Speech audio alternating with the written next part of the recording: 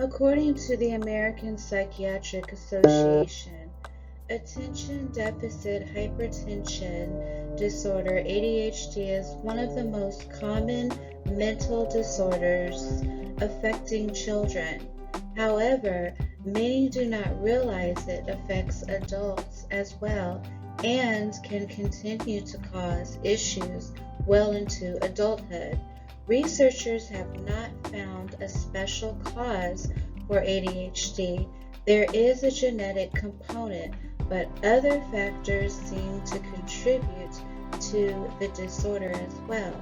Extended factors of ADHD may include premature birth, incurring a brain injury, or having a mother that smoked, used alcohol, or was under extreme stress during pregnancy. In the past, ADHD and ADHD were two separate diagnoses depending on whether a child was hyperactive or not. In recent years, though, the ADD diagnosis is included in ADHD whether or not there is hyperactivity. ADHD is incredibly common. According to research, 8.4% of children experiencing ADHD today. In adults, only 2.5% are currently diagnosed. However, these statistics are likely far unreported. Experts estimate that only 20% of adults who meet the criteria for ADHD have been properly diagnosed or treated. ADHD usually presents as 3 types depending on which symptoms are predominant. According to the CDC, the types include Inattentive ADHD. This usually means that the person is easily distracted. They forget or miss details that are important for school, work, or life. They tend to be inattentive. Hyperactive impulsive ADHD. In this presentation, it is difficult for a person to sit still. They fidget or are overly talkative. Those with hyper-impulsive are restless and have issues with impulsivity. In children, this disorder can mean constantly running, jumping, or climbing. In adults, it means difficulty waiting to speak or listen to directions. Combination. This type of ADHD is when both present equally in an individual. There are no scientific tests to diagnose ADHD. However, each type of ADHD has certain characteristics that help with diagnosis. Children must have at least 6 of the symptoms for one type to fit the diagnosis, while those over 17 need to have at least 5 symptoms.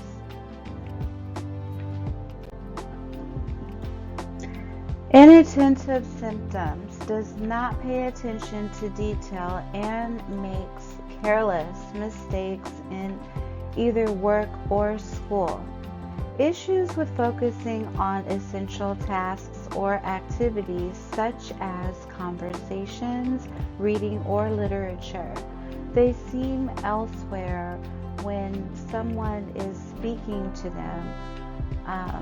They begin to task but quickly lose focus and fail to follow directions. Issues with staying organized. For example, they may have messy, disorganized work or miss deadlines. Avoid tasks to take sustained mental effort. Loses essential things for daily life like keys, wallet, or cell phone. Forgets chores or errands. Hyperactive symptoms: fidgets, squirms, or taps hands or feet. Unable to stay seated in a classroom or workspace.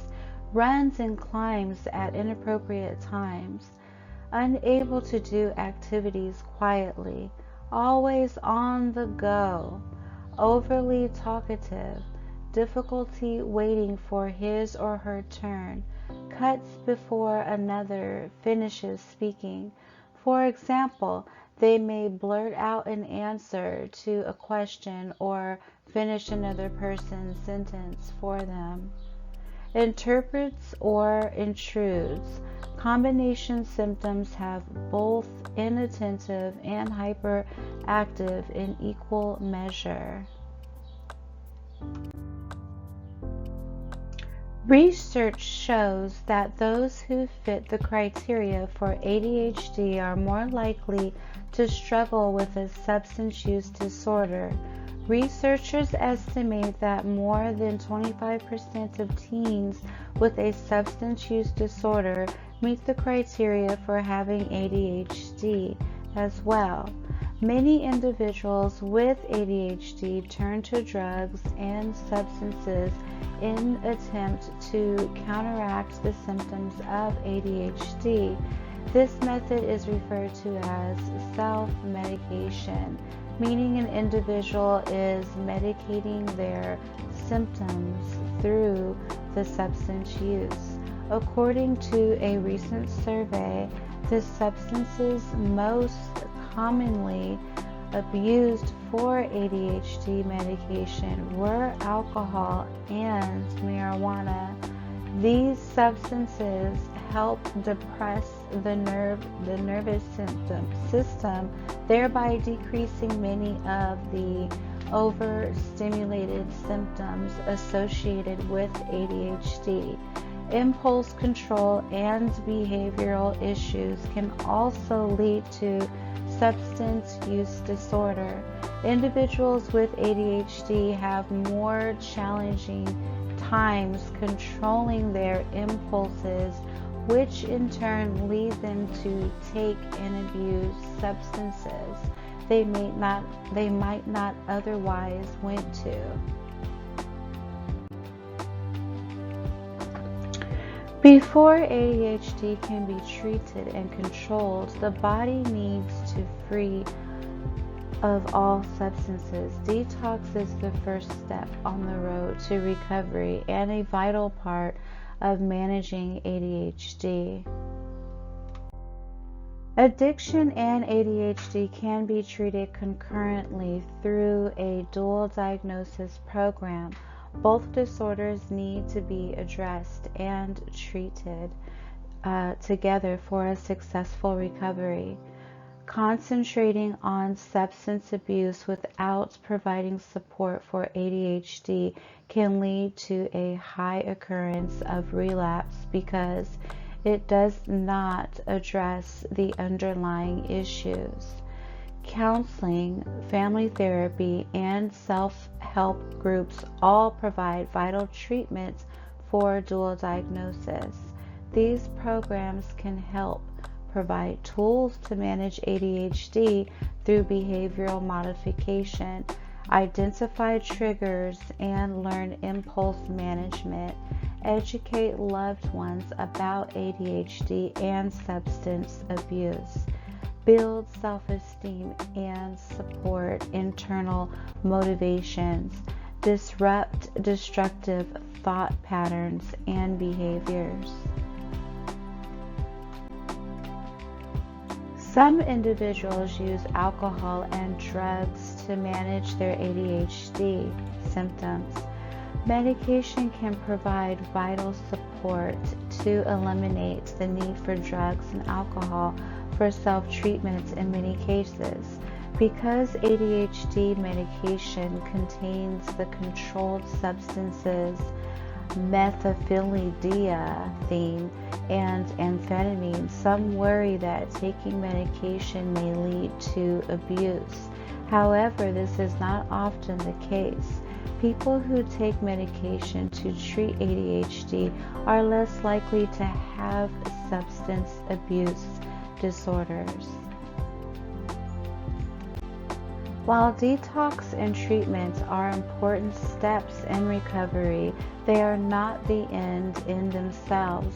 Staying sober is an ongoing process. For those who meet the criteria of ADHD, maintaining their treatment is critical. Proper use of medication reduces symptoms of ADHD.